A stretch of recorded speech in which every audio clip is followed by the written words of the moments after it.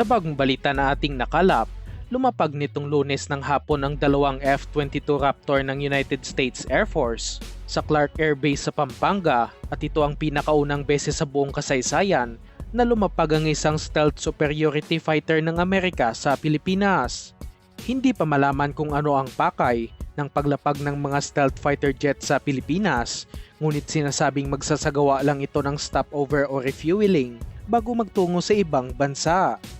Habang ang iba naman ay nagsasabing konektado ito sa kasalukuyang military exercise sa pagitan ng nasa 3,000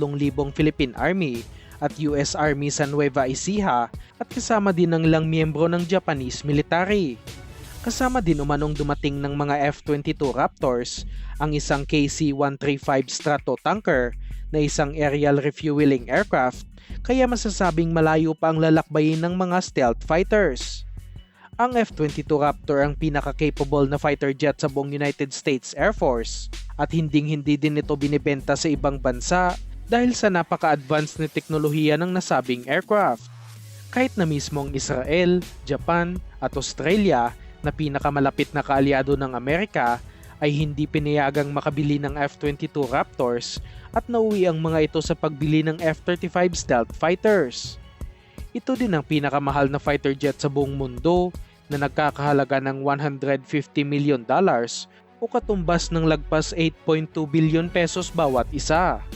Ang F-22 din ang pinakaunang 5th generation fighter aircraft dahil na rin sa stealth capability nito at napakahirap ma-detect sa radar ng mga Raptors, samahan pa ito ng matinding maneuverability ng aircraft.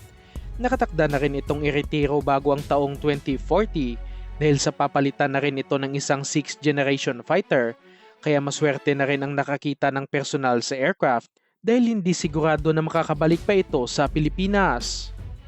At sa isa pang balita, bumisita ang mga opisyalis ng Italian Navy sa headquarters ng Philippine Navy sa Maynila upang lalo pang palakasin ang ugnayan ng dalawang bansa, lalo na pagdating sa defense partnership. Ayon sa Italian government, gusto nitong magkaroon ng kolaborasyon kasama ang Pilipinas pagdating sa kanilang mga bagong henerasyon na patrol vessels na magiging malaking tulong sa modernisasyon ng Philippine Navy.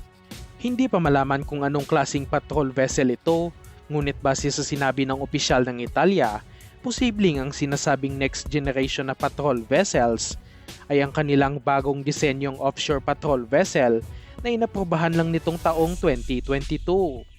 Ang nasabing barko ay maaaring ang VARD 7 Next Generation Offshore Patrol Vessel na gawa ng Italian shipbuilding company na Fincantieri na nagkaroon na rin ng problema noon sa Philippine Navy. Ito ay matapos kansilahin ng Philippine Navy noon ang plano nitong pagkuha sa dalawang Maestrale class frigates sa halagang 11.7 billion pesos lamang at pinili na lang ng Pilipinas na bilhin ang dalawang Rizal class frigates na naging sanhi ng pagkadismaya ng mga Italiano dahil sa pinaasa lamang ang Italian Shipbuilding Company. Ngunit sa ngayon ay makikitang handa ulit silang mag-offer sa Pilipinas at umaasa tayong magiging abot kaya sa bulsa ng Philippine Navy ang kanilang ino-offer dahil alam naman nating gipit din sa pondo ang ating gobyerno. Matatanda ang nangako din ng Italia noon na susuportahan nito ang AFP Modernization Program at umaasa pa itong makakuha ng maraming defense deals sa Pilipinas, lalo na't papasok na ang Horizon 3 ng AFP Modernization Program. Sa mga hindi nakakaalam, gawang Italia ang mga AW109 helicopters na ginagamit sa ngayon ng Philippine Navy at Philippine Air Force at nagamit na rin bilang air support sa giyera sa Marawi. Sa ngayon, umaasa tayong magkakaroon ng resulta ang pag-uusap ng dalawang bansa dahil di kalidad din ang gawang warship ng Italia at mismong ang bagong warship na ginagawa sa ngayon para sa US Navy ay dinisenyo at gawa din ng isang Italian shipbuilding company.